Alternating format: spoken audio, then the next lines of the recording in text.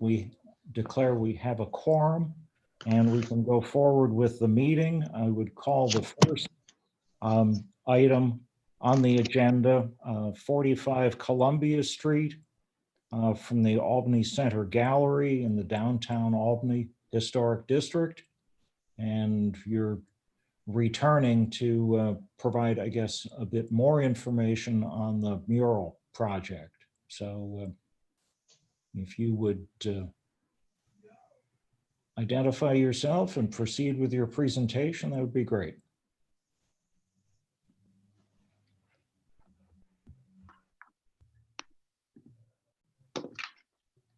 Awesome. Hi, everyone. Thank you for taking the time. My name is Tony Adesico. I'm the director of Albany Center Gallery and curator of the Capitol Walls Mural Program that has been taking place in downtown Albany. There are a few other Tony Adesicos in the thread, so I apologize. I shared our link with our partners, the Downtown Albany Bid and also the Albany Barn, and also Jeff Buell from Redburn. So I'll jump right into it. A couple weeks ago when we were on the first conversation about this, it was good and exciting to hear feedback about the murals. This location, which is 45 Columbia, is what you're looking at. This is just kind of the space as it is. And then the next visual is the mock-up of an artist duo, Riz Boogie, based out of New York, living in Poughkeepsie and also Brooklyn, that we're hoping to get approval for to start the mural. This would be number 16 that we've done over the past 4 years in downtown Albany. And we're hopeful that this piece will inspire, uplift, educate, and really just be a place and a space that brings people together and unites them. The messages that are inside of it, I don't know if you need me to go into the details. We sent them for review as well. A lot of them are really just about identity and having strength and empowering. So the mural itself, we're just hopeful that the HRC approves off of it. And if there's any questions, I'm more than happy to discuss more, and if there's clarification needed. Is that what you're looking for, just as an overview, or do you need me to get into the details of timeline and supplies and things like that? Well, no, the overview is fine. I think we did discuss at the last session the materials that we're using and any precautions that are taken on the application of the paint materials to the surfaces. I mean, where we have concern, and obviously it was registered at the last meeting, that no adverse impact on the historic fabric upon which these murals are being painted would occur. And I don't know if any of the other commissioners have any additional questions related to that aspect of the installation. I think this is an exciting program. It's good to see vitality expressed on some of the blank canvases in our city. So I certainly encourage the proceeding with the project. I agree. I think the project should go. I think the project should go ahead. It's exciting. It's bold, like I said 2 weeks ago, and really jazz up that wall. Well, definitely does that. Can I make a motion? Well, do we want to poll the other commissioners? Oh, okay. Yeah. This is Erin. I agree. I think it's a great mural. I also, as I said, when it came before for concept review, it's not our responsibility to look at what is on the mural, although I happen to think it's great. But our responsibility is to assess whether there will be an adverse effect to the building. And I think those questions have been answered. So yes, this is great.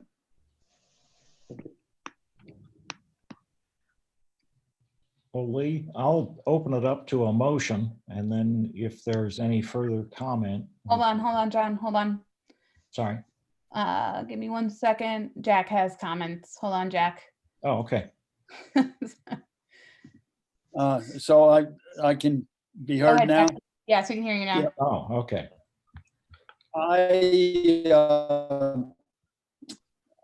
I don't care for it where it is. I don't think it enhances Union Station or the Kenmore or the mid-19th century building across the street. Yeah, I know it's a tax credit project for historic buildings. And I think that for a street that narrow, that it dominates in a way that is not comfortable. If it were put around on the other side, where there is an equal amount, same the other side of the building, it's fine. I think that particular style of art goes very well in some of the supports to the highways around here. Certainly the dog park, which is a block away, but I don't see where it would be dominating and really dominating in color, in size. It's not particularly inclusive in any regard, except for perhaps youth. And this is where the oldest store that we have, which is Lodges, right up on the other edge. I just don't see it in that location. I would have no problem with it if it were around on the other side facing east, where there's a similar side available. And I just can't support this picture on this spot. I can support in a different location. Okay, thank you.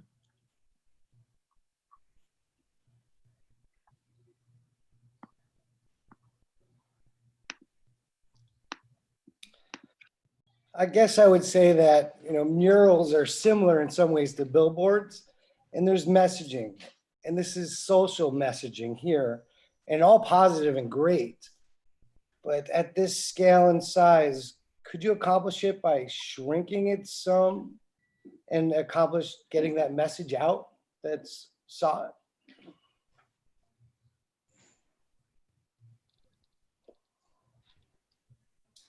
Is this for me to answer? Yeah. Yeah, so as far as the size, and I guess also the messaging, being like site specific of where the piece is, it was designed to fit the location. And really for the head and the figure, to kind of just be looking out into nature, looking out into kind of the overview of the park. So by having it to the scale of that kind of makes it more impactful.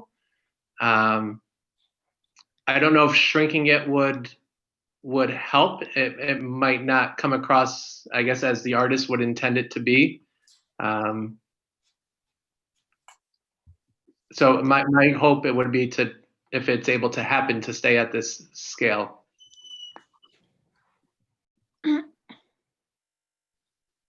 I'm not even sure you can see it from the park. So sorry, so the figure itself that's on the wall itself would be kind of overseeing and kind of observing whether it is the park, whether it is the street. So I think making it smaller, it kind of loses maybe the symbolism or just kind of the figure itself kind of being part of the environment. If you were at the Tom Whalen statue and you looked at the building that it's on, you wouldn't be able to see it because it's facing west on a building which is facing south, looking on the park. And I don't think you'd even see this if you were by the the Tom Whalen statue or the stylized seal of the city of Albany. If you stand there and you look at that building, the former Kennedy Garage, I don't think you could even see this mural. So I don't think it relates to somebody in the park when they see it. You wouldn't be able to see it. Correct. It's more of the painting itself, the symbolism of it overseeing the park itself, not the person in real flesh looking at the mural from the park.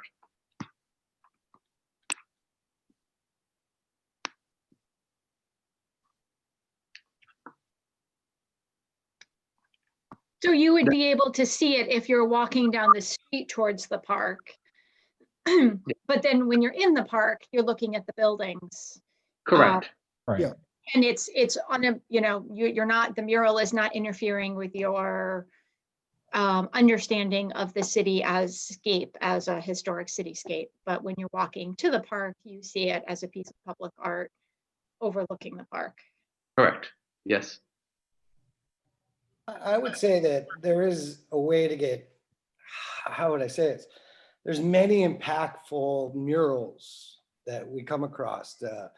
Keith Haring's Crack is Whack, they're burned into people's brains, ironed right onto them. Just by shrinking this, I don't think you necessarily take that away. Just because of the large scale doesn't make it more impactful. That's just my thought. So Erin, can you remind me and us perhaps what our charge is as the commission in reviewing this? And Yep. As I put in the staff report, the commission is not reviewing the artwork itself or the content of the mural. We are not allowed to do that, but rather, as John said, reviewing it to determine whether or not there's adverse impact. So looking at location on the building, is this going to damage or result in the loss of historic material? Is the paint being applied to the material so that it will not damage either the historic masonry? This is reversible. It is being applied to a parged wall. So I have recommended approval of the mural in the staff report, finding that it does meet the city ordinance. But again, looking for adverse impact. So reversibility, impact on historic material, and whether. Have I not heard members here talk about, and when you finish the work on a particular building, will we be able to talk about the color? That was mentioned in the case of the South Lake. And, what will the color be that's going to enhance that neighborhood when you're done with the physical changes? I've heard it mentioned. Do we mention color as to whether a color is supportive of the neighborhood or not? Well, in this case, Jack, I would say that the color choices are part of the artwork and the content of the mural. But would we have any say over somebody on Elk Street by Lafayette Park or Academy Park painting an already painted building, some That would very be bright and gaudy color? Could it we would do be that? it would be an administrative review for exterior painting. The reason why this is coming before the commission is that the city ordinance calls for a arts commission. And in the absence of an arts commission, murals then go before the appropriate land use board. So that in this case, it's coming before the HRC because it's in a historic district. If it was outside of a historic district, murals would then go to the planning board for review. Otherwise, exterior painting is an administrative review. And, we would guide somebody in the appropriate color scheme. But painting is seen as a reversible alteration to already painted buildings. So we kind of do allow some leniency to paint colors.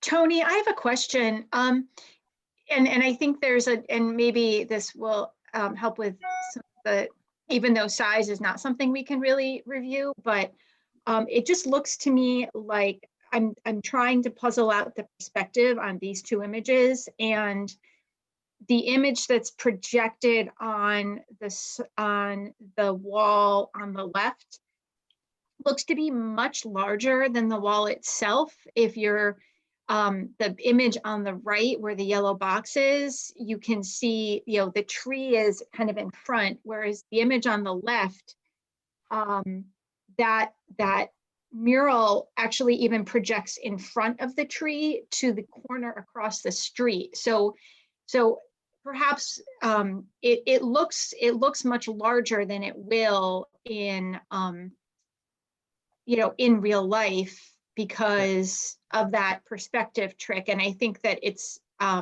just kind of an oddly sized pasting onto that wall. Is that accurate? Am I understanding that distortion?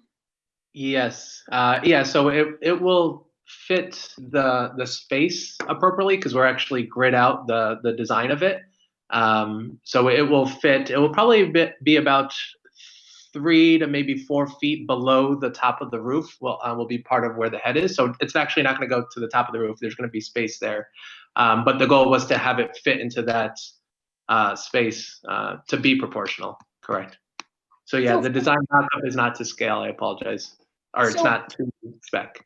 So for our own understanding, the mural will probably begin somewhere around the top of their sneakers as we're looking at it now. If I'm sort of correlating the two, it would be, or maybe like halfway up the laces, so that it's going to look further back as we're looking at it, which again is not really in our purview, but I just want to point that out to address Chris's concern about size, that it's going to, I think that it's not going to look as big because right now the size would be much bigger than it actually is.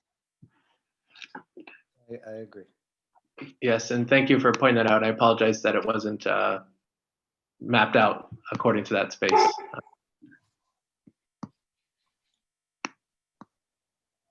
Is it safe to say that it does extend from the openings where the glass block windows are out to the edge of the building, or is there some margin that's established around the boundary of the artwork? Yes, so for the boundary of it, to the left top window, to the right of it is where it would start. So that kind of drop down would be where the painting would start. And then really when we do it to scale, it would be stretched to fit the whole space. So it won't, I don't think it will appear as large as it actually looks when it's in the mock-up. The mock-up is more just to get the visual of the work itself, because there's a lot of detail that's inside of there. But the writing is what needs to be legible for when people walk by the space.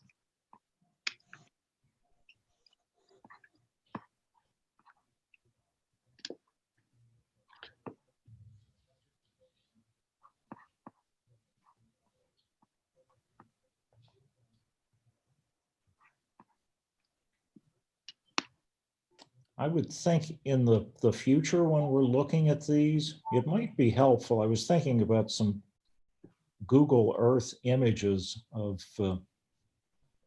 3D images that are give perspective of context, and that identifying the artwork on one of those images so that the surroundings are understood, again in kind of a three-dimensional view. would be helpful just to illustrate what proportionately what we're looking at. I agree. It's probably in this representation, it's taller than it will be because it's going to be above the top of the stone base where that Jeep is parked in front of the building.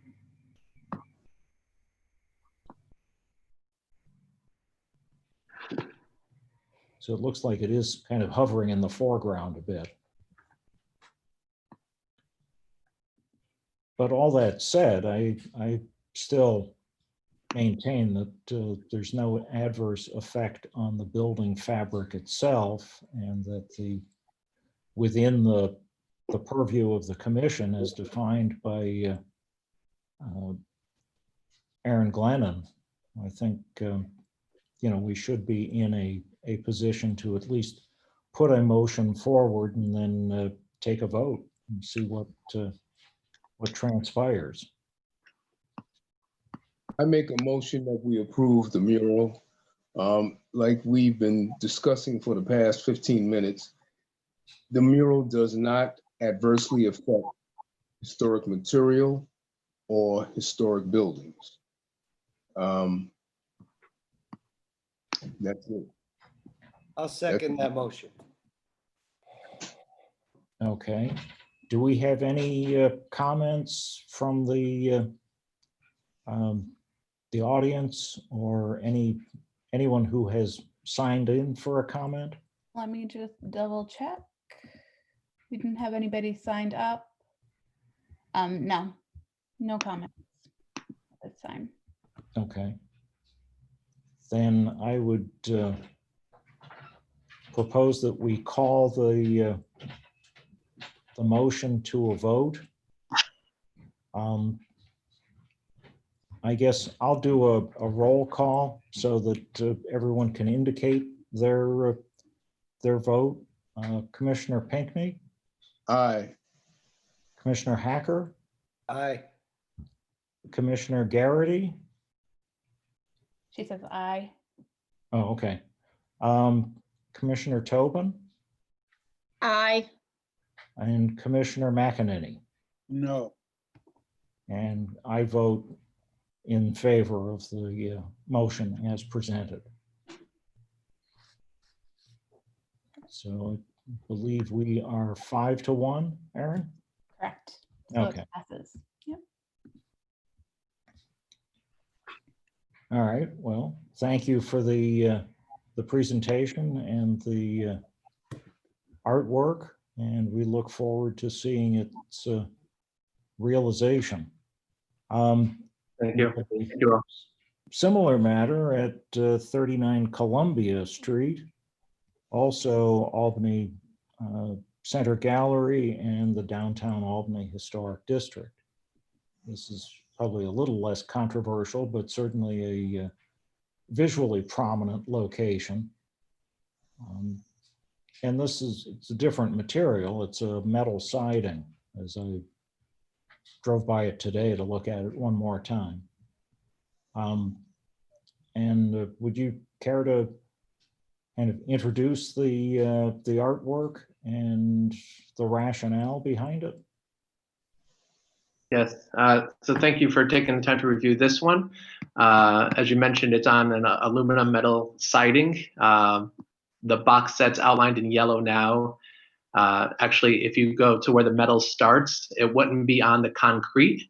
It would just be on the aluminum part. So it's about, I think, 12 to 14 feet above ground. Mhm. The mural itself, if we go to the next slide, there should be two mock-ups. One's a black and white, and this was just a mock-up. So we had something to present. And then the next image is actually the color mock-up. Again, you'll note that it's going off of the building. That won't take place. That's just my photoshopping ability. But this piece itself, whether it's the depiction of the mural or the artist that's doing the creation, I think putting forward this mural is an exciting piece that will add a lot of energy to the location. This would be exterior latex paint that we've worked on and worked with in the past. The Sherwin-Williams quality, and I've done a few test spots over the past couple of days in different temperatures as well, and it's sticking really nicely. I think this one is pretty straightforward as far as the application of the paint and rolling to the surface of it, and I just think the piece itself is exciting and very uplifting. A lot of the work that we do for the Capitol Walls is really to highlight artists and community individuals, to share their story, to give a place and give a sense of community coming together and having different perspectives. This one is done by local artist Jade Warwick. She's the local leader of Amplified Voices, which is a arts organization that recently did a piece on the Old McDonald on Pearl Street in Madison after the windows were destroyed. Worked with local kids in the community, highlighting and specifically working with Black artists and artists of color to amplify their voices and their stories. So I think just this piece will be well received, and I think it's something that is will be a very important piece for the community.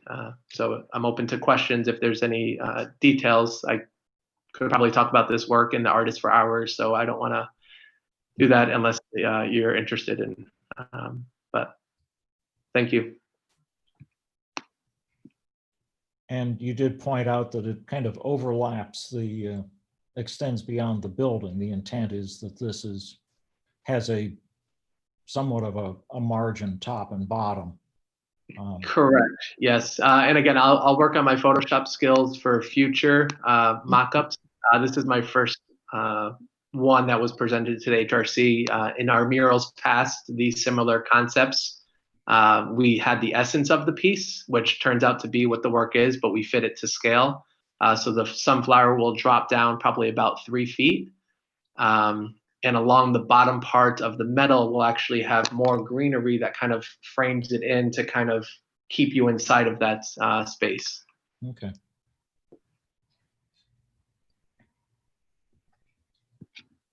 Well, again, the mural does not adversely affect historic material, which aluminum is not historic, and it does not adversely affect any historic buildings.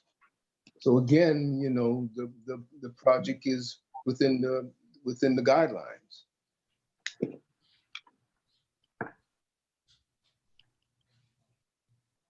Now, this is the same building, just the other side, the back side of it, or the This runway is- side? This is the Belvedere. Oh, it's a different building. So it's a different building. And I did go back, one of the comments from the last meeting as well.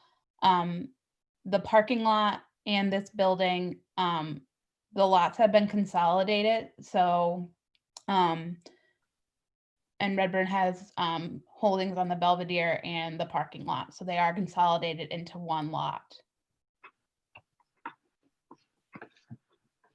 Yeah, they'll be the same building. Yeah, this is actually a full view from Broadway. Yeah. I think it's a great piece of art, and you can't look at it without smiling. That's a good thing. That is. Messaging. Yeah, I think it's great. Glad there's no adverse effect, and it's an exciting program. And it's covering up some pretty inappropriate material. Mm-hmm. I would entertain a motion on this application for 39 Columbia.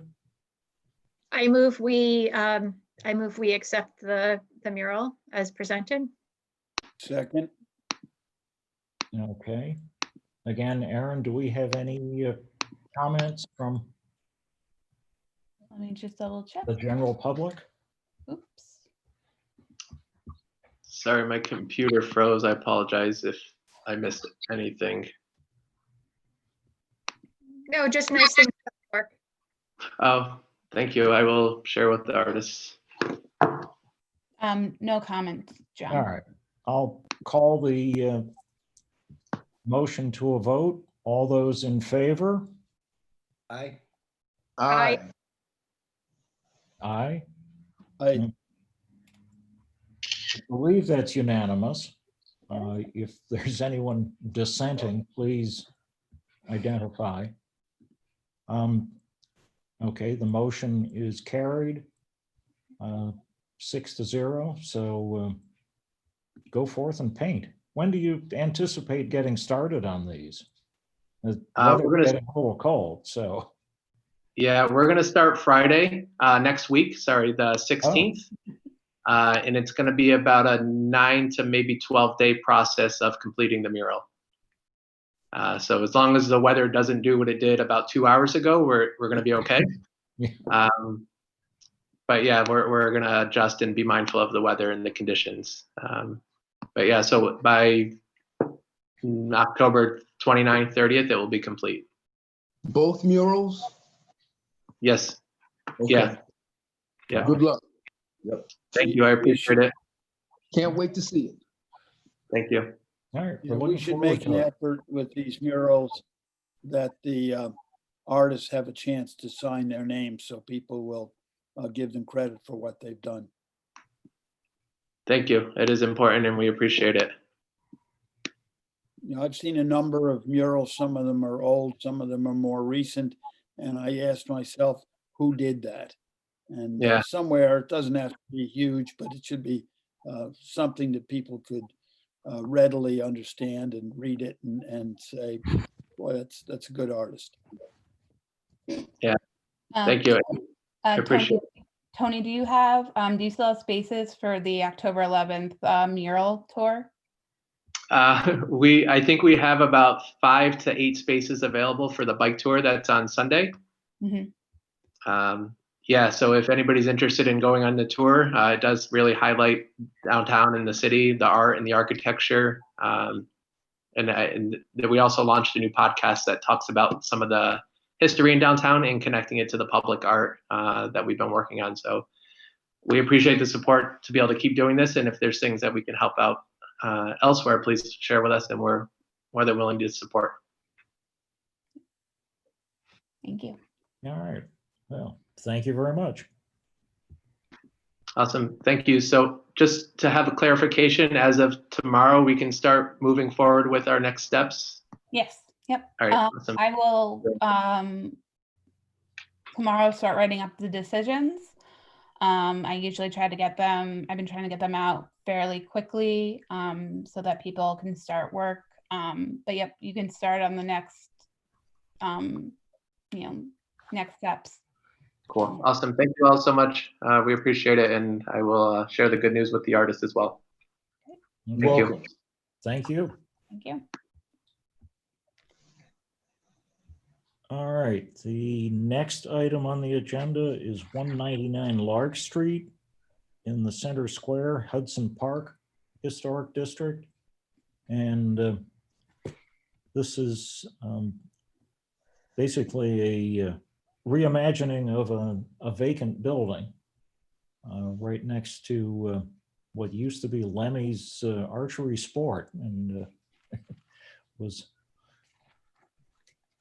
an interesting project to review when it came to us. So who would like to speak to the proposal at 199 Lark? Let me see if I can unmute him. Hold on. Ron, are you able to unmute yourself?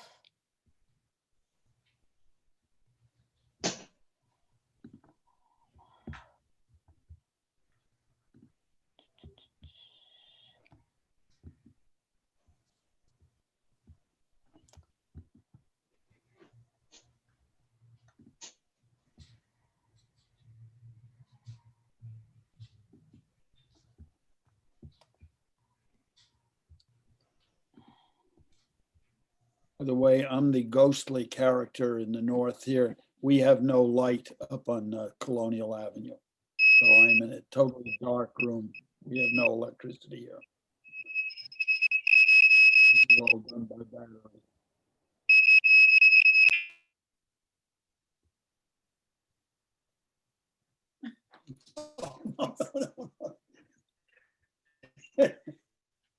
Let there be light. Jack, did you get an update of when the power is supposed to go back on? Jack? What's Jack, that? did you get any info as to Yes. when the power will go back on?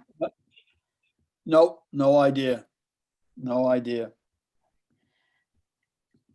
Are you Uh, I know without there power was a too, tree Melanie? across. Yeah, we're out. I'm down at the bike store. Yeah. We flickered, Lenny, but John and I have power. Yeah. Lennox Avenue has a great big tree right across it. You can't even go from my house down to my daughter's. Oh, no. Oh, wow. Now, there were a couple trees down on South Main when I was coming home a little while ago. Yeah. At a detour, so. I went downtown during the storm and there was 3 enormous trees right near the sun get up to Holland.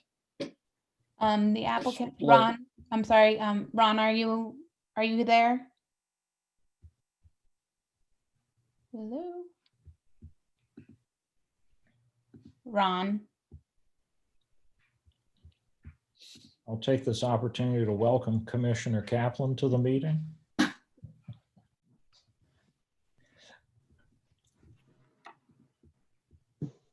And also correct an omission. We have Aaron Glennon representing the Planning Department and Amy Levine representing the Law Department.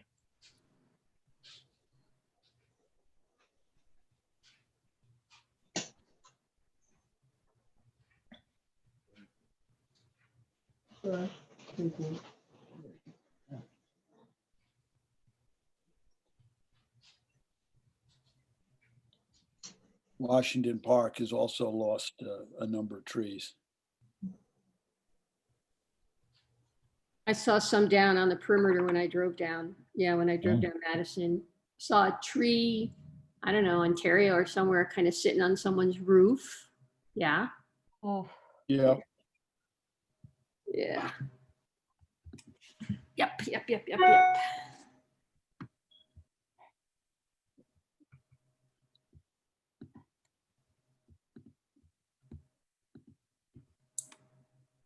So should we review this guy's project if he's not gonna appear? he's on. Yeah, I know, we heard him earlier. Right. Waiting for Roxanne, maybe. I don't know. Well, unfortunately, we can't wait. Ron, if you can please unmute yourself, we are waiting to review the project. Ron, are you there?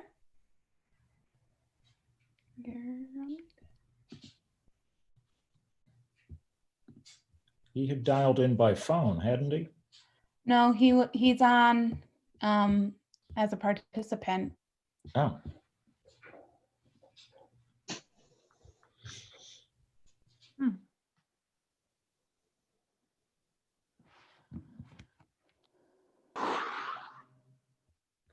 Well, it looks like he's gone. Oh, no, there he is.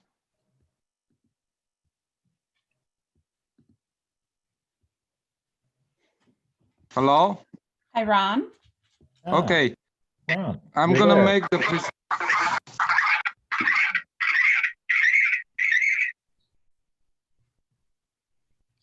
hear me now? Y- uh, You're a little broke. Go ahead. Okay, let's get started. Can you know? Yes. Okay. My name is Ron Sean.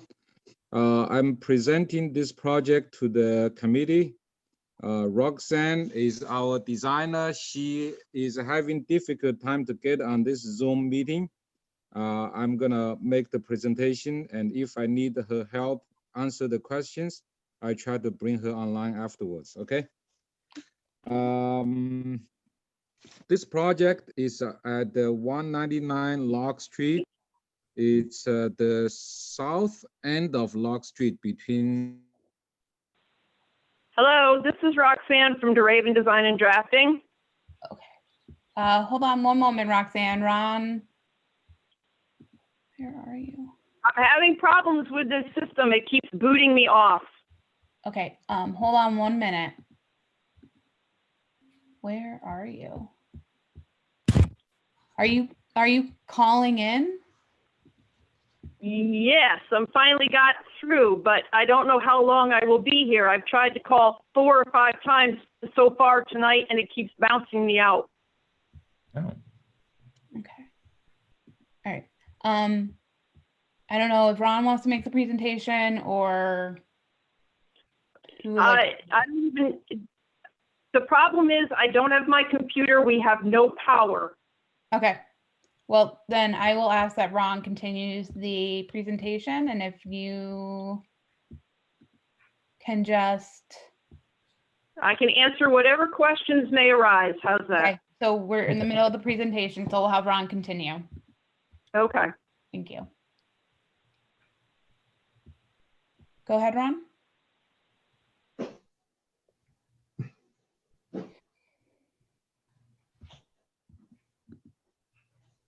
Ron, are you there?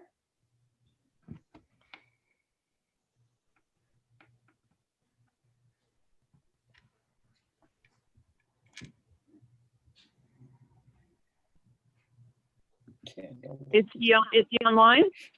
He was. Ron, are you there?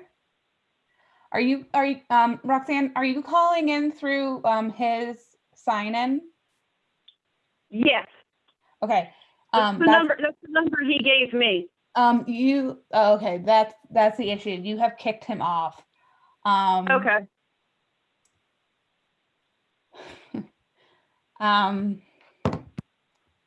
Okay.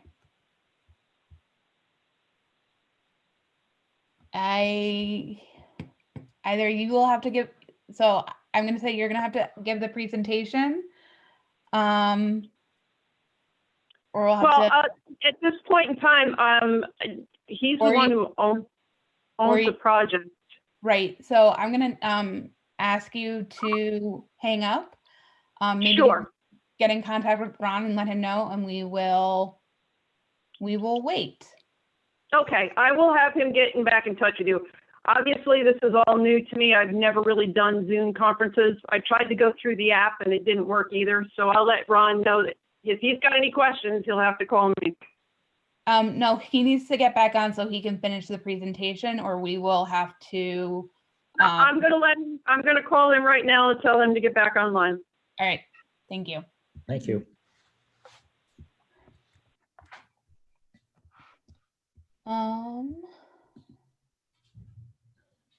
Yeah, I just saw that.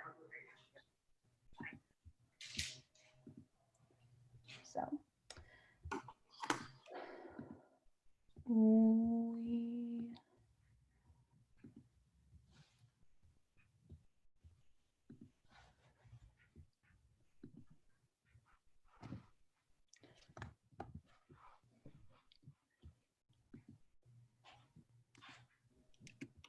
Sam, how long do you think your presentation will take? Probably 10 or 15 minutes, not too long. Can you hear me, Aaron? Yeah, I can hear you. Yeah. Okay. Yeah, I mean, if you want to give them time to get back on, I'd be more than happy to go ahead. Oh, Unless, hold on.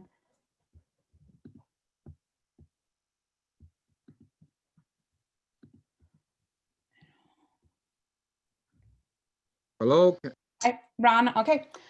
All right. Aaron, did you hear my presentation at all? No, you shared your sign-in information with Roxanne. So when Roxanne signed in, she kicked you off. So you will need to start your presentation over again. Okay, I will make the presentation over again, okay? Okay, thank Sorry you. about that.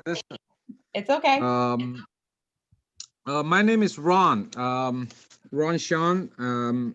We hired a architect, Roxanne, to do the design for this project, but due to the inability to get online, to get somehow her phone call doesn't get connected to this Zoom meeting. So I'm going to make this presentation.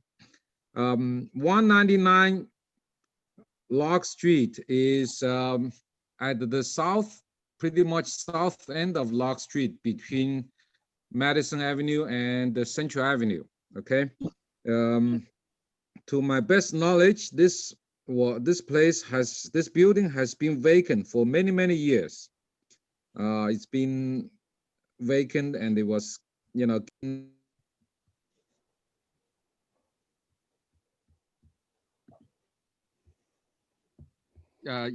ago, there was a very popular restaurant called Locking Restaurant operating in this building, and they have a bar. They have food served on the first floor, and second floor they have piano, and they have the band for the clients, and third floor it was an office.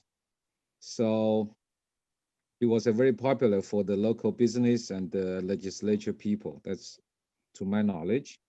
So we bought this building from Albany Land Bank, and we intend to spend probably $250,000 for the construction. We're gonna gut out the entire, we're gonna like a complete gut out job, okay? And we're gonna restore this building back in life. Our proposal right now is make the first floor a restaurant. It could be a bar. It could be what kind of, it's going to be a commercial space. Right now, our current intention is bring the business owner who owns his name is Nick. He was supposed to come over. He owns the business right next door and right across the street. It has a wine bar and another restaurant next door. So he has intention to operate his third restaurant on the first floor of this building. And the second floor, our intention is to make it a 3-bedroom apartments. And the third floor used to be a 1-bedroom, used to be an office. It was a 1-bedroom. We are gonna extend the back of the third floor so it will match up with the second floor. Will have a 3-bedroom apartments. So after the completion of this job, we're gonna have a business on the first floor. We're gonna have 2 apartments on the second and the third floor. Being, this building being in the historic district, so we want to follow the guidelines and requirements from the historic building, committee. So Roxanne has communicated with Aaron and the planning department, what's the requirement. We get all the approved list, from Aaron, what can be used, for this building. So the siding we are gonna use, I think, hard concrete siding, 8-inch concrete siding, painted light tan. And the windows, we're gonna use the Anderson window. This will be both on the Locke Street side and on the south side of the building, which is partially exposed to the Locke Street, the view, the traffic. Other than that, basically, whatever whatever we do, the material, the specification, we're gonna follow the requirements from the approved list from Aaron, from the historical HRC. That's what I have for this, the introduction of this project. Okay, so what we're looking at is the renovation, complete renovation of the building. Yes, Reusing the floor plates and expanding the third floor to provide additional living space for that third level apartment. There's Yes. also a wood stair on the side of the building that shows on one of the elevations that I believe serves as an alternate exit from the second floor apartment down to grade. Aaron, I This- don't, is the window next to that door and stair new, or does anything exist this, there? Okay. this are existing fire escape. There's a steel escape staircase. It's not new. The window, the stair are all existing. Okay. Are there? Is there a second means of exit on the top floor? Out, This, out the back, Jack. yeah, out the back, you see on the first floor, there is a one level, like a dining hall. It's 1 story high. So the second and third floor people can go to that rooftop and exit, to the safety.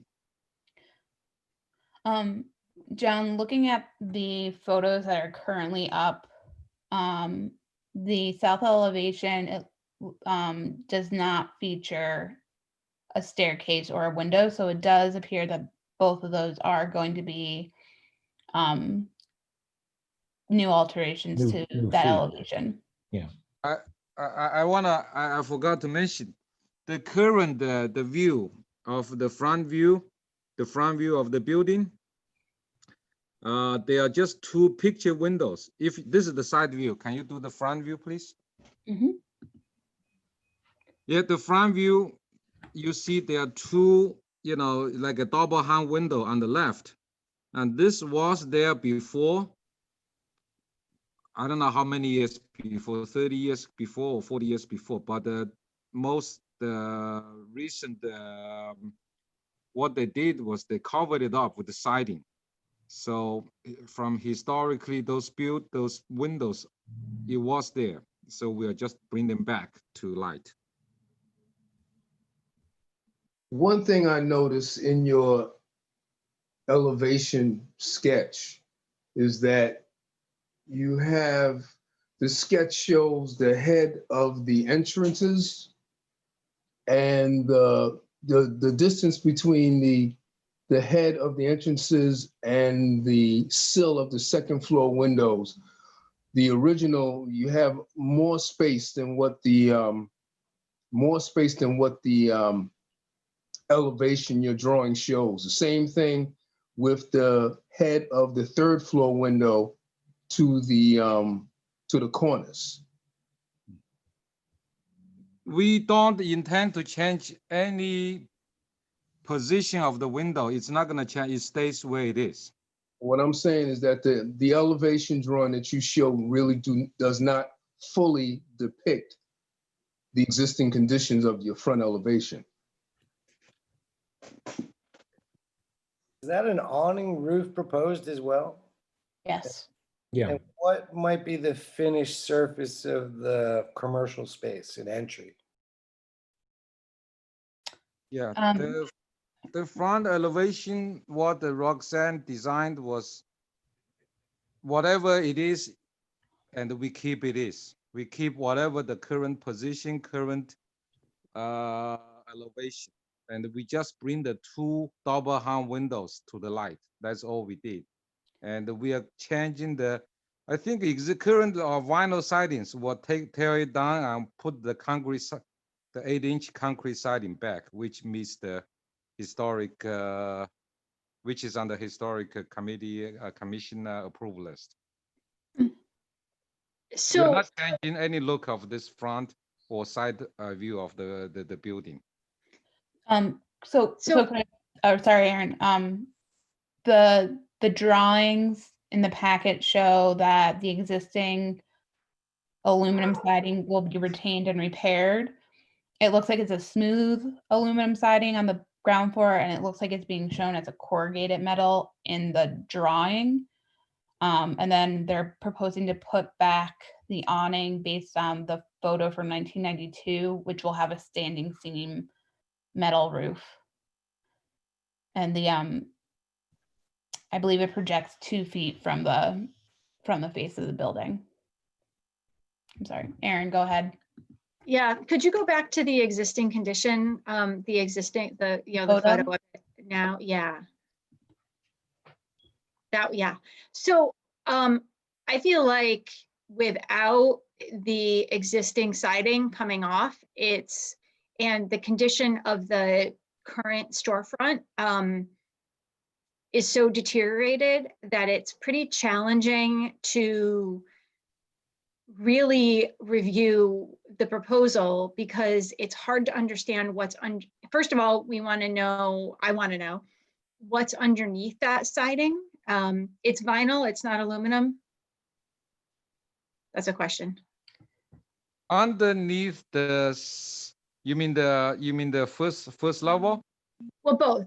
So let's say the vinyl siding up above, understanding what's underneath it, I think is really important for us to know in order to approve putting something over whatever the cladding is underneath it. So what did they do underneath when they put that siding up? I think I can't really approve a new replacement siding without knowing what's under there. Is what's under there salvageable? Is it? We have a picture from 1992, right, Aaron? Do you have that? Yes, let me pull it up. Yeah, that's the picture from. This is from 1992. Yeah. And then this is from 1970. Aaron, do you have any other blue forms or other documentation? The blue form photo is very, they were obviously taking the photo into the sun, so you can only really see the first floor, you can't see anything above it. And I have looked everywhere else to see if I can find any earlier documentation of this building, and I could not. So we did, in our initial meeting, I did request further I did encourage Ron and the designer to do further and kind of exploratory exploration on this building, opening up either the interiors or removing the non-original siding to see if there is either any evidence of original openings, ghost marks, headers, sills, or if there was any original material under the existing siding. So. And did you also discuss, has there been coordination with the State Preservation Office? Have you talked about the tax credits and that as a potential for the project? We did briefly, and all that information was provided to Ron and the designer. We have not pursued that. We are completely, waiting for this approval from your commission. And if this commission approved, then we're gonna, apply for the tax credit or building department. And this is the milestone event we have to, pass first. Ron, I would suggest that if the tax credits are a significant part of the project, and on $1 million project, it would be a $200,000 federal credit and a $200,000 state credit, and those can be taken back and forth, et cetera, that I would advise you to not take the the decision from this commission as an assumed approval for the state and the federal tax credits. Well, So, in the fact- local. No, no, I didn't mean that. I did not mean that. I know your approval has nothing to do with the tax credit. But Well, those except- paperwork, we're gonna do the paperwork after this, yes. Right, except the local approval is more restrictive than Yes, the tax yes, credit approvals. yes. What do you mean by that, Aaron? Because I question whether the proposal that we see would- Right, no, that's not what I'm saying, Marilyn, but what I'm saying is that the approval, the commission approved him for one thing and, for for retention of the siding, and he had gone to the state and the state was going to give them funding for replacement, he would not be allowed to replace the siding because of the HRC decision. If, So if there was conflicting decisions, he would have to go with the local, more restrictive decision. yeah, that's hypothetical. Yes, That's that's hypothetical. hypothetical. That's not, I mean, it hasn't happened, but that's just a hypothetical. So my experience would suggest that with a building like this that's been so altered, that the state and the feds will have their own policy as to how much of the original or what's believed to be original or can be documented, how much should be restored versus treated otherwise. And I would assume that knowing that our commission, knowing that there was a lot of thought at the State Preservation Office and at the Department of the Interior, that if there was a conflict, we would be a lot more accessible to approve any revisions that were necessary. So if it were my project and there was that kind of money on the table, I'm just recommending that be sure that at least simultaneous, if not before, coordination with the state office occur. Right. And I give a big second to Marilyn's recommendation, and especially because if that photo from 1970 has that current window configuration, there is a project in Syracuse where the Park Service and SHPO actually said they had to keep the mid-century configuration, not restore it, because that had acquired significance. So there is a lot going on here, to Marilyn's point, that that's worthy of a lot of discussion, not the least of which is the window configuration. And yeah, there's just a lot going on with this building. well, it's very simple. It's just restored to the original look. And if you consider this to be original look, we'll paint it over, keep whatever siding, and we're gonna put whatever approved window back. If you say this is not original, we're gonna use the, approve the product, and we, use the concrete siding back on. And to my best knowledge, if you see the exposed, the front elevation, I did not see any other layer of siding, behind this.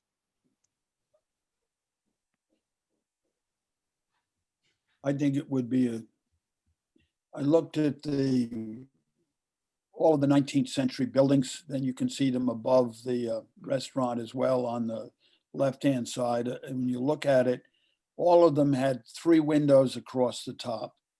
And it would be a shame, and that was a little disturbing to hear that, it would be a shame that you couldn't just put 3 windows on each floor, just like the building was originally designed. The only thing that's original there is the cornice, the soffit, if you will, up on the top. Everything else was really changed in a way that was insensitive to the rest of the block and to the other buildings that are there, which are significant historically. And I would think if you go to Historic Albany and find out what's going on with the SHPO, the State Historic Preservation Office, it's an opportunity lost if this could not be recreated to look like its neighbors on this Spring to State Street block. I think it would be when you talk to Center Square, the neighborhoods around here, and you take a look at this building, which was taken over by the land bank, you're prepared to put hundreds of thousands of dollars into it. It would be a shame not to put a proper front on it, which would be a minor cost when you consider how much you're doing on all three flights. This could be a very significant restoration. I suspect that like the two missing windows that you found, there are probably images of where the original openings were for the three windows, one on each floor, or three windows on each floor. It would be a shame not to do this right and to make sure it gets clearance so that it's eligible for tax credits. The cost of materials is what's going to be the storefront. I'd like to know what's underneath it because that's fairly deteriorated what's there now, which gives you an opportunity to put in something that would be more appropriate. This is potentially a neighborhood center which will be welcomed just as a neighborhood restaurant and bar for people to drop into. And it would be a shame just to bring it back somewhat like it is without making the corrections that would bring them into conformity with the block. And to that point, you'll want to, so if you're considering the tax credits, I don't think that you can put that extra window back and maintain the combined windows, the picture window with the two double hungs on either side, which that configuration never existed. So you'll really need historic documentation to see what was there. You can't pick and choose. If you're going to restore it, you have to restore it. And otherwise, so if you want to qualify for tax credit, so you might want to have that conversation immediately, because that's going to dictate what direction you go in, and that's going to change your project. Erin, could you go back to the existing photograph showing the storefront? And I think, Jack, you spoke very, very well. And I think it's a tremendous opportunity for the streetscape and to just really, that one, the photograph, that one, please. Thank you.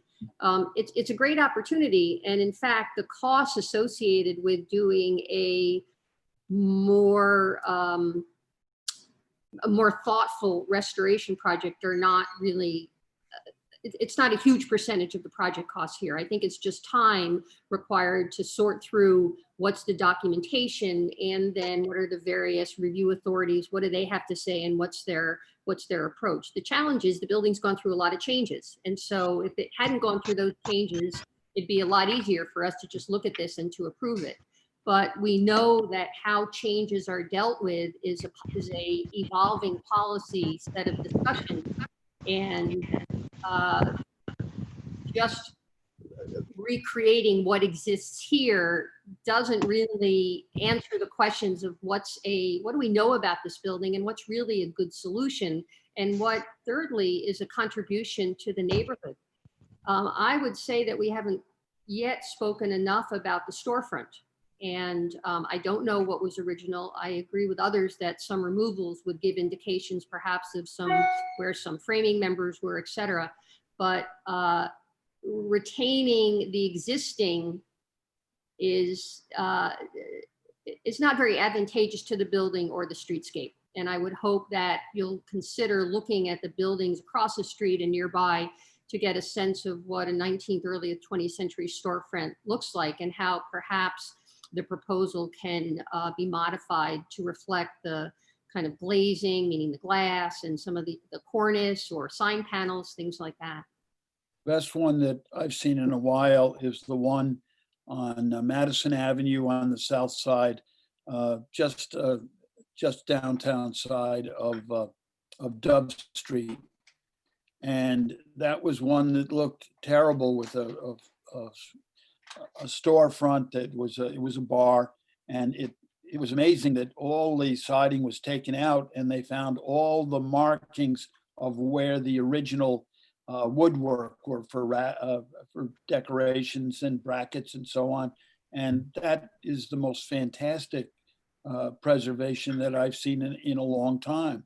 Great. And unfortunately, it's all residential, so it's not going to be a neighborhood restaurant, but it's something that certainly increased the value not only of that particular building, but also of that entire neighborhood. And I think this could be the same thing that could happen, that could escape us from going to an opportunity loss, but really getting something wonderful. One thing we haven't mentioned is you're so close to being somewhere in the design, we should figure a way to accommodate it on the front side for handicap accessibility. I think there's work that needs to be done, and what would happen might not have a tremendous increase in cost, but would really make a really wonderful statement to the building, to the neighbors, certainly to that block on both sides. I agree, more research is needed to come up with a more historically appropriate storefront design and figuring out what's going on upstairs. When were the two windows, the second and third floor windows, when were they installed? Do we know? We have the photo from 1970 that shows them, but I cannot find any documentation prior to 1970. Okay. So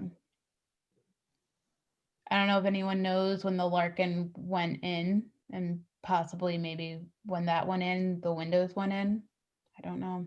It used to be Farnham's downtown, and it was torn down to put in the Hilton at that time. And then it became Farnham's Larkin, and the two were combined. So it could have been about around that time. Okay. And certainly stripping the plaster off on the inside may reveal things about how the front elevation was framed to indicate whether there were, I mean, clearly the width of the building, everything suggests that there were 3 windows, just like the neighboring buildings, as Commissioner McEnany states. And I think it would be, there's a great opportunity here to make this a showpiece on Lark Street. And we really want to, encourage that level of research and the level of attention to detail. Is there any possible help I can get from this committee to reveal the historic look of this building? We tried the library, Aaron was really helping us trying to find out the original look, and we can only find it dated back to 1972. I would think that if you're able to remove interior finish on the backside, on the second and the third floor of the this front elevation, then Aaron or others of us might be able to look to see if we can find any indication of a previous fenestration window pattern. And the same for the storefront. I'd hate for you to be tearing off the exterior face too soon, but at least on the interior, if the finishes could be removed both at the floor and kind of the ceiling area right close to the exterior wall and the wall, then Aaron or one of us could take a look and see if there's any evidence of the earlier or the original conditions that we can see. So that's a partial set of removals for you as part of the investigation, and then we'd be able to hop on and help out a bit. And From inside, we did see the evidence. We did see the frame for the window next to the picture frame, the big picture frame window. Okay, great. That's a good start. Great. Yeah, Ron, I'm not sure if you've done it yet, but we had discussed at the very early preliminary meeting after you had closed on the building that There's no issue with you pulling an interior gut permit in order to look, to pull off some of that interior for, coverings to see if there is any type of evidence. So I, if you I pull- remember that meeting, even we were talking about peel off the front, the vinyl siding, see if we can find a layer of, original siding. And Right. we were told, don't even do that. well, if This you want, time of year, I think it'd be wise to do some investigation Right. on the inside. Yeah. I do, just given the time period. and you could apply for an interior permit through the building department if you want to go in, this week and do it. You couldn't touch the exterior. I But- don't think you can find out how the exterior, material is by looking only, by not No, but we're talking not remove the existing vinyl siding. right, but you might be able to find evidence of the window openings. We already have it. We already have the evidence. I have the picture. I sent it to you. I remember. We have the picture from taken from inside, which shows the third window. The window on the left on both floors. Ron, I think you shared with us, this is gonna be a full gut job. So it wouldn't hurt to start by gutting the backside of the facade of the building. A lot of things will open up, maybe in a positive direction, and you may want to take them. So I think it's really worth you get that removal permit and start doing some of that demolition or that, let's call it just removal. Mhm. I think no one is having a question with the two windows that were covered up with siding. Where the concern is, where would the other two windows on each floor that were taken over by the picture window, where would they have been? And that could possibly be found out just by looking at the inside. No, You'll you're see where saying, the frames were for the two windows that were taken out and destroyed and then replaced by the picture window with the two, with the window on each side. I would think that I with the think you'll be able to information that see that Ron pattern. already said, that he has photographs showing the original position of the window on the west side, that yeah, there'll be a pretty good, that sounds it's going to be pretty easy to resolve by its position and the framing on the right side, and do they match up? I mean, it's likely there were three windows there and we would know the position and the size. So that would be great. I think the storefront is perhaps, as Chris was just saying, I would extend those removals to the storefront level as well, because we can't see what's going on. We can't see what's been covered up. And so I think it would help us with the storefront discussions to undertake those limited removals. So Aaron, can you work with, I guess you can work with Ron to kind of help through that process for the limited removals and what we're looking for, and perhaps review again the State Preservation Office and the federal to make, just find out if that's really a critical part of the project, and then probably advise accordingly. Right. Yep. Yeah, we can continue to work on this. Great. And Ron, Okay. if you could you send me those photos? I don't believe that you included them in the initial application, the interior Okay. photos. Okay. Maybe I sent you too many emails. Maybe it was not in the official application, maybe on separate email. Okay. But also I have a question. I think you have plenty of work to do on the interior as it is. Nobody's holding back the interior work. Right. Yeah, I understand. Right now, the blocking, the stopping block is the outside. How, we want to make it great.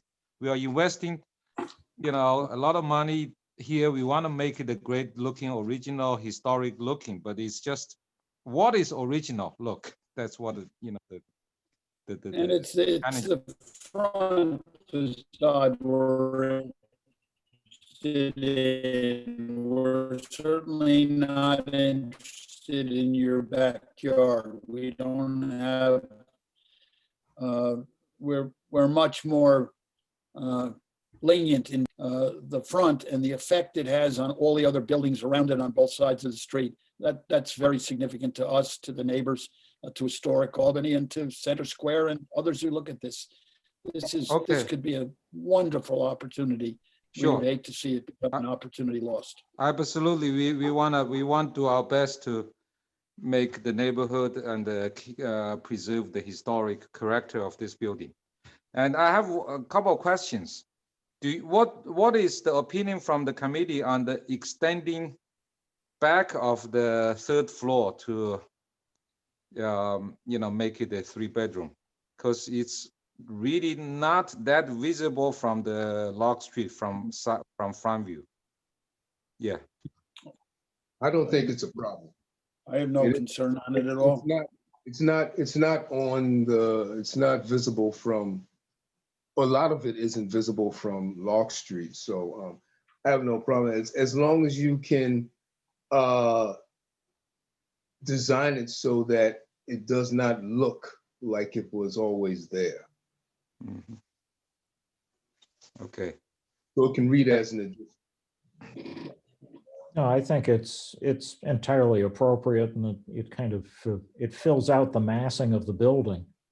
It has a funny little notch in it. The only observation I had was that the gable roof on that portion, the gable metal roof, you might want to consider a single pitch roof to the rear for that, because that's just going to dump inordinate amounts of snow in that little slot that you have designated for the exit from the apartment on the 3rd level.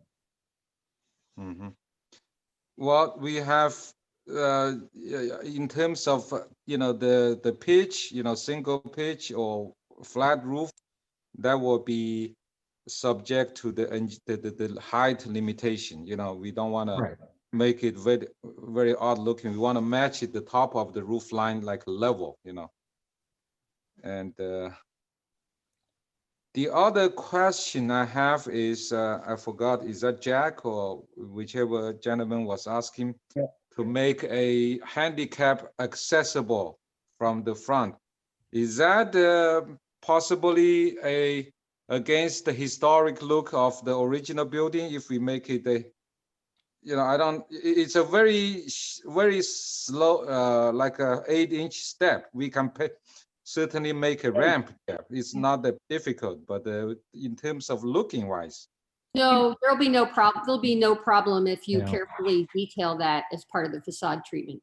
And it should be accessible. It may be required to be accessible. And I don't think there'll be any adverse impact to us for that.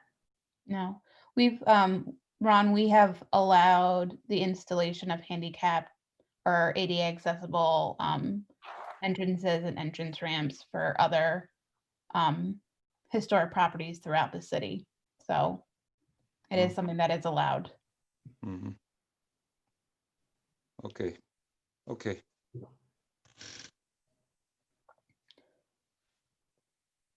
Okay. Shall we table the motion at this point and We will need a vote to defer, John. Okay.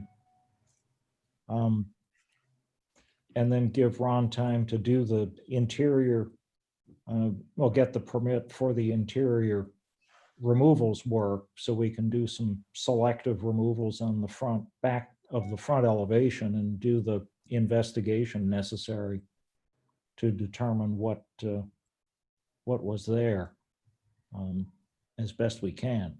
Mhm. So I'd I offer would, a site visit when that happens. yeah, I think clearly I was going to suggest that once the plaster finish is removed and the studs are exposed, and before you cut into any of the framing, that a few of us go down there and take a look at it, because, certainly Commissioner Hacker being a carpenter, and, other commissioners being historic preservation architects, we spot things that may not be readily obvious, that might indicate very clearly where the framing was for That those was- windows. That would be wonderful if I can have the expert from this committee to help us find out, what's the best way to restore. Sounds like a plan. Okay. No, we're encouraged by the fact that you're taking this challenge on, and it's a great opportunity to enhance Lark Street and build a real business and a real little gem right there. Yeah, yeah. In this block, there are right now 5, 6 nice, good-looking restaurants there. We want to bring it up. We want to bring up this stretch. We want to, not only restore the historic appearance, but also bring the pedestrians back into this stretch of Lock Street. Oh, yeah. All right, I would entertain a motion then to defer action and encourage the applicant to move forward with investigation from the interior so that we can assist in the interpretation of this building going forward. So moved. We So have, moved verbatim, I'm sorry. Verbatim, so moved. It was beautifully scripted. Is there a second? oh, we have Second. somebody, or we have someone signed up. to speak. Well, we won't vote on it, but we could have a motion and a second and then take comments from the audience. Did Lee second? I'm sorry. Yeah, Oh, second. okay. I'm sorry, I didn't hear that. Sorry. All right. And then Ian, you have 3 minutes to comment. Gladly, if I may. Go right ahead. This building's in my neighborhood. It's very good to see activity there and it to be brought back into some sort of positive use. It's sat vacant for a long time. I'm glad to see Ron, who is engaging with this building and what sounds like quite a project. It's very good to hear his enthusiasm, and it sounds like he's got a lot on his plate, but he also sounds like someone who is willing and has the energy to tackle it. And I appreciate that as someone who lives in the neighborhood. Pertaining to the exterior of the front facade, I just wanted to state that I think it's necessary to echo what many of the commissioners have said, that there's more research to be done. This building clearly has a long and I'm sure varied history, and any choices that are made about what periods to return it to should be informed by that history. And if the current design is that was proposed by Ron is maintained, I would, the one item that I would also mention, in addition to ones that were mentioned by the commissioners, is that the window to the right on the business level, the first floor, the sill match the sills of the nearby structures on either side, which appear to be at a roughly the same height. And with that, I'll conclude my comment, and thank you for the discussion and the care from the commissioners and from the developer. Thank you. Okay, thank you. That was our only public was our- comment. Okay. Well, I'll call the motion to a vote then. All those in favor of deferring action, please say aye. Aye. Aye. Aye. Okay. All those opposed? Hearing no one, I would say we have a 6-0 vote, and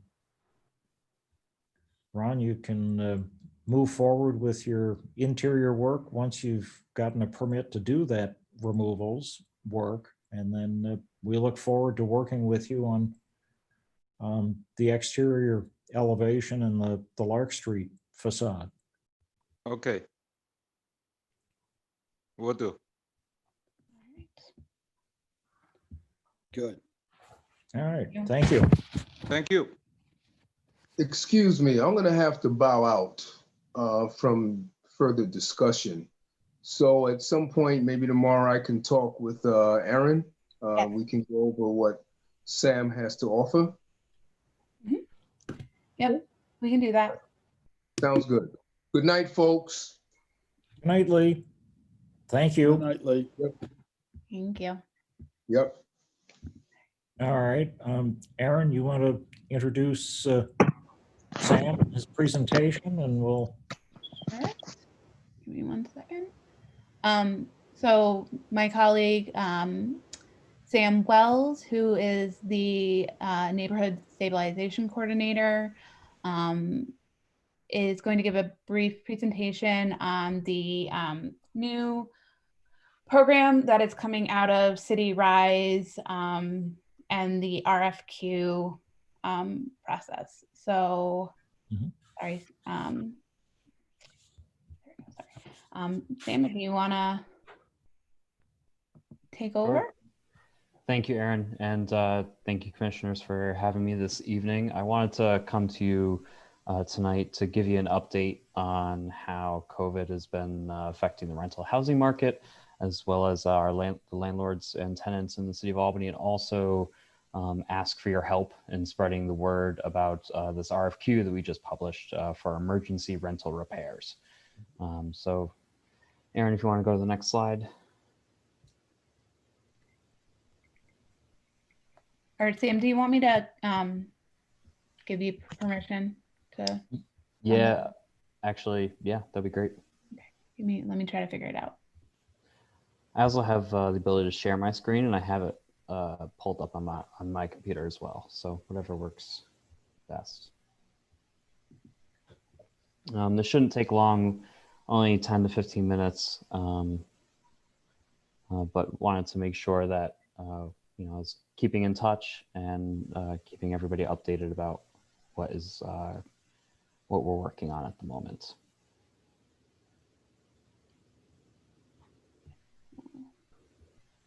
Well, we appreciate it and look forward to it. Do you need me to go forward? I'm not. Oh, I can share my screen if that's all right, Aaron. I'll do that. There we go. Go ahead. Perfect. Okay.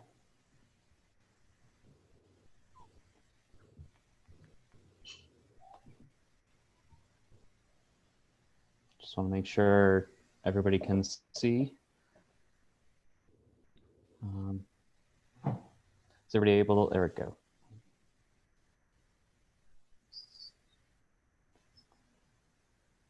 Awesome. Is everybody able to see? Nope. Well, I can't Nope. see. I see text saying Sam Wells has started screen sharing, but Yeah. it's a black screen. Okay. Up there we go. There we go. Okay. Awesome. Want to Perfect. make sure that was working. Okay. So let me go to full screen here. I've had issues with this in the past, so bear with me.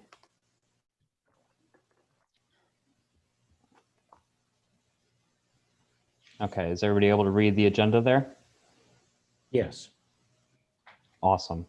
So update on Cities Rise project when COVID, when the pandemic began. We have been working with our partners at Harvard University, and we ended up doing a survey of small landlords in June 2020. So I'll tell you a little bit about that before diving into one of our responses, which was our emergency rental repairs RFQ and program, and then a couple potential changes to the housing code that we will likely be introducing to the city council in the upcoming months. But let's start with that landlord survey. So our partner, Elijah De La Camp at Harvard University, he's currently a senior research associate in economics and urban analytics at Bloomberg Harvard City Leadership Initiative. We partnered with him to do a survey of small landlords. And I'm just going to give you an overview of the results. We can certainly go more in depth if the commission is interested. I can ask Elijah to come to a future meeting if you are all interested. So I'm going to give you an overview of what we found. But first, the target sample. We were really looking at landlords in Rochester and Albany, New York, who own 3 or fewer properties. The logistical constraint there is that the properties must be registered with both the city of Rochester and Albany, and their contact information was available, right? We can't ask someone to participate in a survey if we don't know how to get in touch with them. We asked them questions about what the impact of COVID-19 was on rent and the relationship with their tenants and how they were responding to that. And then our response rates were roughly similar. About 13% of landlords we sent the invitation to in Albany responded, roughly 12.5% in Rochester. And then a couple quick caveats. The results, of course, are not necessarily reflective of the full population of landlords or what may or may not happen in real life. Again, this is just a snapshot in time, June 2020, so much earlier this year and much earlier in the pandemic. Any questions at this point? Everybody can still see my screen? Yep. Awesome. So the top line results here. 40% of rental properties in the city of Albany had at least 1 unit in arrears in June 2020. And when you extrapolate that to the entire population of small landlords in the city of Albany, the total for owed rent in June 2020 alone was in the range of 2.5 to 4.5 million. And that's using ACS, American Community Survey, estimates of the median rent, which is about $825, $830. So it's quite a lot of rents that we found to be owed in the city of Albany to landlords just for the month of June 2020. The rent arrears for June 2020, they were also present across a variety of neighborhoods and property types. There wasn't any one particular neighborhood or type of property that stood out, whether you look at median income, regardless of neighborhood. Every neighborhood seemed to be hit pretty hard with tenants who, for one reason or another, due to COVID, could not pay their rent. And when you ask landlords what they would like to do about that, about a fifth of them expressed a preference for evicting tenants due to the financial strain from COVID-19. Again, just a reminder, this is just a snapshot of landlords' preferences in June 2020. And in particular, that was what we were really, there's a lot of interesting stuff in there, but we were particularly interested in what the landlord's responses would be. And the silver lining here, because that's quite a big number of rent that's owed to landlords, or that was owed to landlords in June, was that landlords seemed to be, at least back in June, seemed to be willing to try to work things out with their tenants, generally understanding of the situation. Majority of landlords either reduced the rent or offered an extension or a waiver. Some tried to work out a payment plan. A few others tacked on late fees or tried to find new tenants. Again, part of the silver lining here is that at this time in June 2020, landlords were not yet thinking about delaying mortgage payments, delaying property tax payments, or delaying property maintenance. And the Rochester results are pretty similar. You can, if you want to see Elijah give his presentation on those, it's on YouTube. Rochester held a landlord summit not too long ago, back in August, and you can find that pretty easily on YouTube. If you're interested, feel free to take a look. So what we were worried about from these results, immediately were evictions.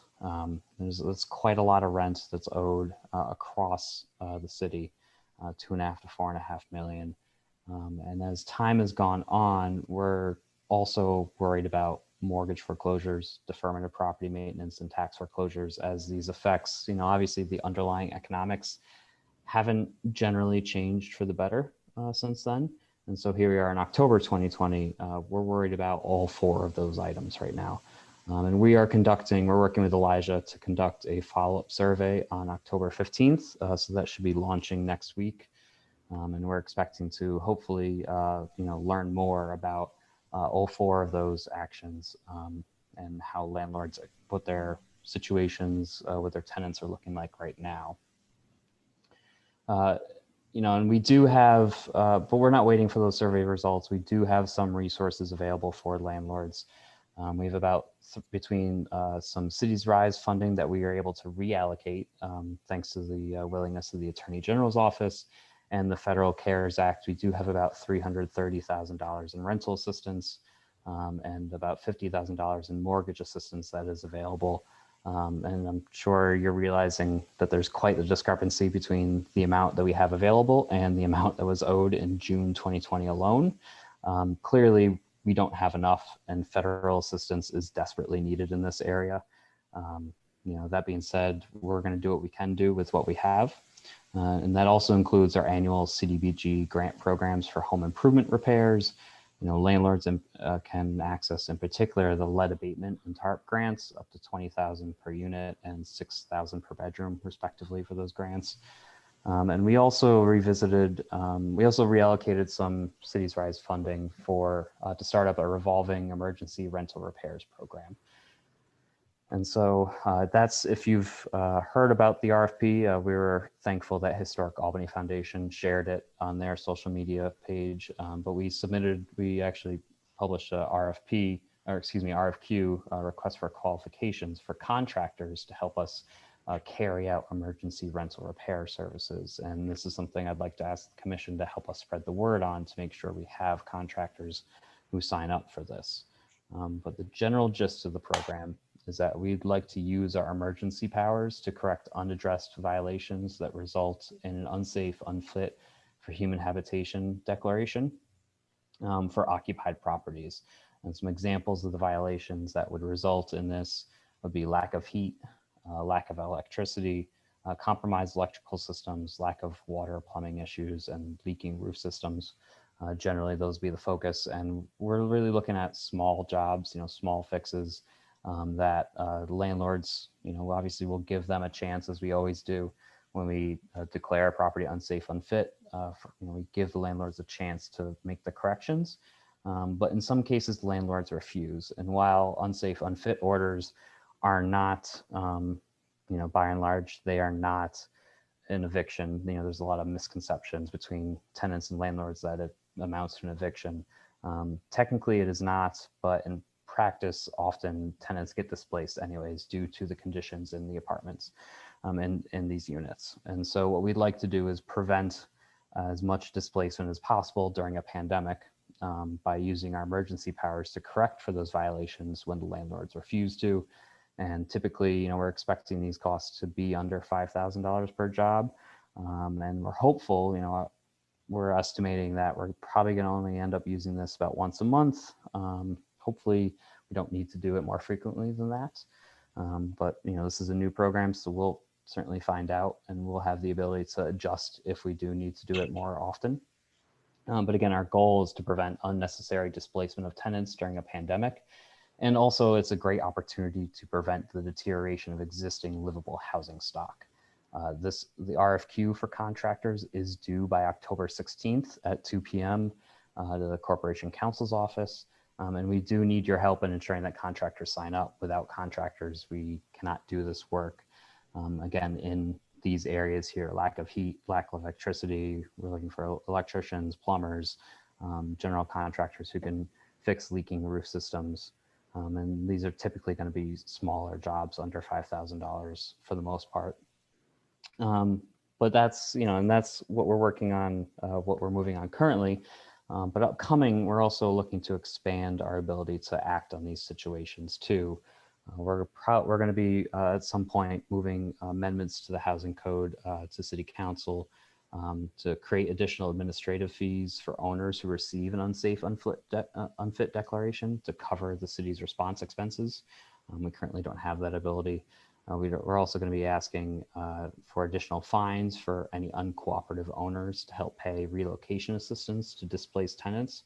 Or conversely, assuming we do make the fix, and we won't always, obviously, most landlords are good and are going to work this out with us and make the fixes. But for any who don't, we'd also like to ask the council to give us the ability to levy rent to pay for the emergency repairs. So if we perform the repairs and the landlord still then refuses to pay up for what we've done to make sure that the building is livable and that the tenants don't get displaced, we'll then have the ability to collect rent from the tenants in place of a bill to the landlord until the amount due is collected. And then finally, we're going to be asking for the ability to revoke residential occupancy permits for particularly troublesome landlords as well. So I know I covered a lot there, or at least when it comes to unsafe, unfit orders. But again, the RFQ is available on the city website. There's a link for questions. Anybody with questions or any contractors with questions, you can reach out to myself. You can also contact Laura Golfo in the Corporation Counsel's office. That's her number and email address there. We have to follow the rules, of course, so any questions that come our way, we'll be posting to the website. And I believe there's already been 1 or 2 rounds of questions from contractors that we've answered and posted in every place that you can find the RFQ to make sure that everybody has access to the same answers. But that's the type of work we're looking to do, and that we'd like your help in sharing to make sure that we have contractors on hand to do this. So I'm going to actually stop sharing and open it up to questions from the group. And Amy, feel free to jump in if I misconstrued anything on that, on unsafe, unfit orders as well. But are there any questions at this time?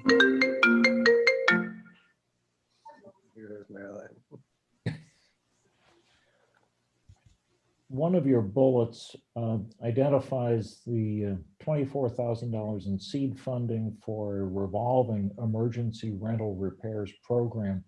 How does the revolving part, how is that anticipated to work?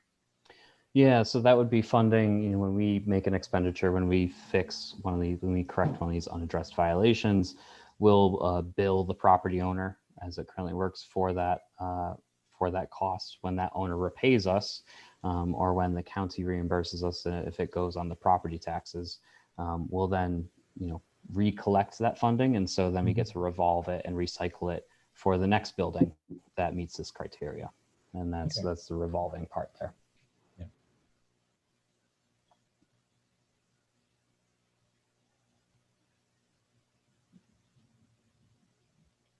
Other questions? No, it's relatively straightforward compared to most of the other issues that come before you all and myself, but I wanted to make sure that I was keeping you all up to date, and again, ask for your help in sharing the RFQ. We really want to get as many contractors signed up as possible to make sure that, when an emergency pops up, and we want to not, create a situation where tenants may be displaced, we have somebody who is on call and available to make those fixes if the landlord refuses to. And a little bit of background, we very quickly realized at the onset of the pandemic that this was going to be a particular issue. We had a landlord, I won't say who, of course, or where, but we had a landlord who pulled the electricity on their own building because they were unable to evict the tenant in an attempt to get the tenant out, and illegally, of course, and then called codes on their own property. At which point we responded, and it met the criteria for an unsafe, unfit declaration. But of course, the landlord did this to their own property. And so, when we informed them that this was a misdemeanor and that we would have to call the police, repairs were made pretty quickly. But we'd still like to have a little extra muscle in case, we run into the landlord who, is not willing to make those repairs, especially in cases where, maybe they might not necessarily be at fault. And if it's the tenant's fault, that's a civil matter between the tenant and the landlord. We certainly wish all parties involved the best, but, our immediate goal is to make sure that people aren't getting displaced during a pandemic as much as possible. So